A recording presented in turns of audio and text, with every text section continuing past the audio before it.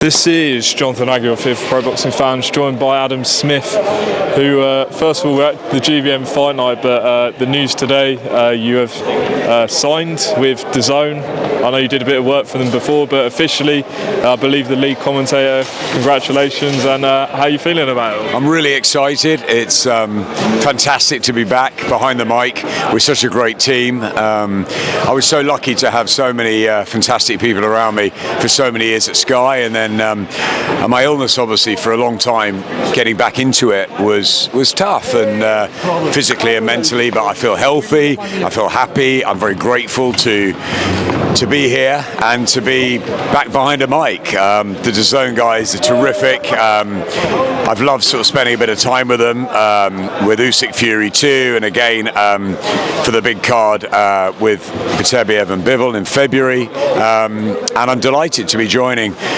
not just the talent and great talent like Darren Barker and Barry Jones and Tony Bellew and Addy and Ali and Carl Frampton joining the party. It's fantastic. It's a great crew to join, but also behind the scenes they're really lovely people, yeah, it's just fantastic being part of a team again.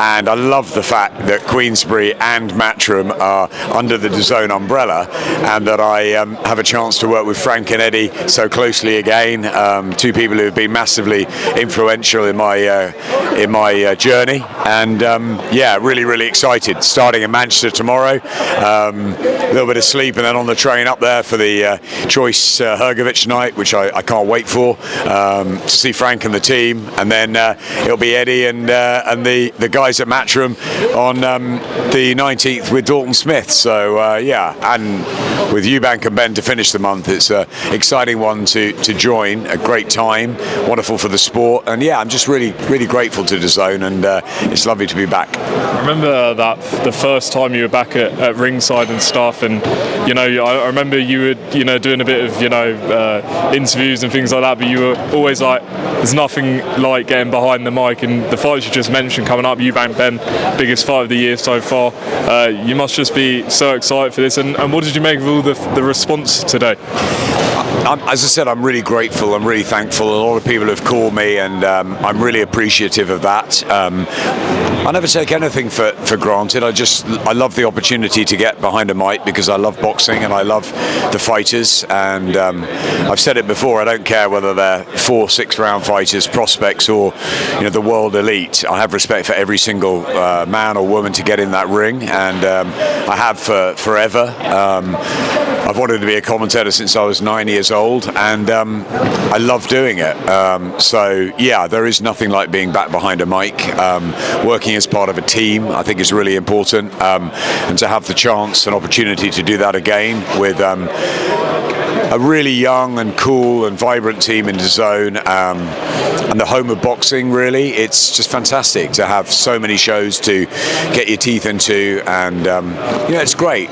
Sky do a fantastic job. We know Channel 5 are in boxing, but there's something about DAZN that Eddie is really committed to, and now Frank has moved to. So yeah, they are, as I've said before, two promoters that I've had so much time with. I really respect George Warren. I really respect Frank Smith. I like the teams, and I'm just genuinely excited. I'm like a kid ready to go again. I'm healthy, I'm happy, as I said, I'm grateful.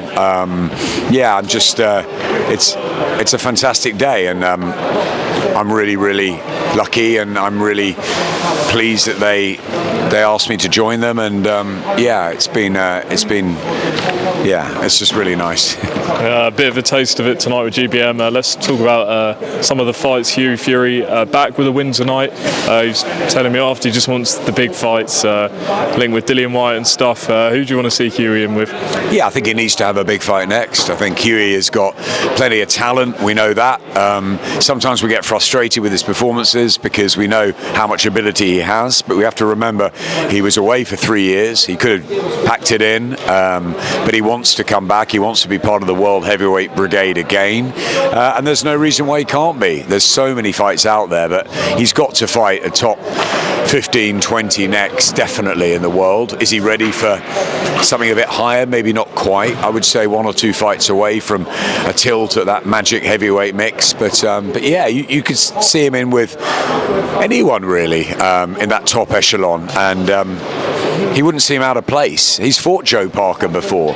The losses close to Parker, to Pulev and Povetkin at the start of his career, really, when he was a baby.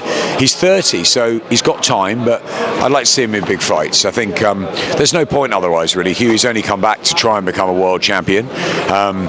His hand was a bit of a problem tonight, but if they can get that sorted, I'd love to see him in Galway at the end of June. And yeah, they've put the fight, the shout out to Dillian White. That would be a great one, or any number of them. I mean, he could fight the winner of Johnny Fisher and Dave Allen. Dave was here tonight. There's lots of fights out there for Hughie Fury.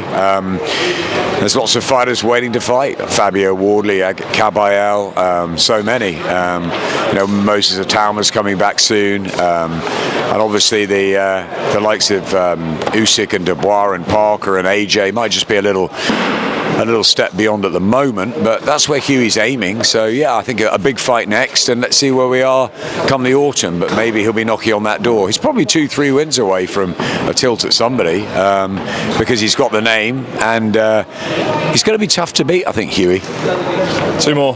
Joyce-Hrgovic must win, they're saying, for both men tomorrow night. Everything on the line. Just talk to us about the stakes tomorrow night. It's what we love. Queensbury's first show on DAZN, and an absolute pick'em. 2 guys who've been fantastic for the sport. A silver medalist and a bronze medalist in the Olympics way back. They fought in this very ring, actually, in 2013, and that was close. So expect another cracking battle between the pair of them. Both Filip Hrgovic and Joe Joyce need a win desperately. I would say particularly Joe, but yeah, I think there's so much at stake. And then you've got David and TKV as well, and all the shenanigans that have gone on in the build up to that. Jack Rafferty as well, Battle of the Unbeatens there. You've got Delicious Ore turning pro. What a night in Manchester. I need to get a little bit of sleep. Last one, because I know you've got to go. Eubank Ben, a couple of weeks away now. Billy Joe Saunders says that if Ben can land like Liam Smith did in the first fight, then it's lights out. Do you agree with that? Is there question marks over Eubank's chin? Was Billy here tonight? I heard he was possibly coming. Did he turn? I didn't see him either. I think Billy Joe wants to come back and join the party too. Look, I think it's a fight that's very difficult to pick. I've spoken to a lot of people, and I would say maybe 60% are going with Eubank, but there's plenty of Conor Benn believers, and not just in Matchroom or around the Benn stable. I think the weight's interesting. The time it's taken to make the fight is obviously another one. Eubank has obviously fought at a higher level and has the experience. I think he's been brilliant so far in the build-up. But Conor's dangerous, and he's going to fly at Chris, I think. Now, whether that will work or whether it won't, I think Tony Sims has got a very important job at trying to control the aggression of Conor Benn. But yeah, look, we don't know. Chris Eubank fell apart against Liam Smith, but then was brilliant in the rematch. Was he brilliant because Liam wasn't quite there with the injury, or was that just a bad night at the office when he got stopped by Liam Smith? But that will give Conor a lot of confidence. But then Conor's not fought at the level of Chris, and the weight going to suit Conor because he's more 2 years on, he's a bit more naturally bigger? Is it going to suit Chris because he's obviously the physically bigger guy? What happens beyond 6-7 rounds? It's a really curious fight, and it's an incredible build-up, and the casual fans are all talking about it, and the days that lead up to it are going to be unbelievable, and I can't wait. Yeah, absolutely. Adam, good to see you, and enjoy Manchester tomorrow night.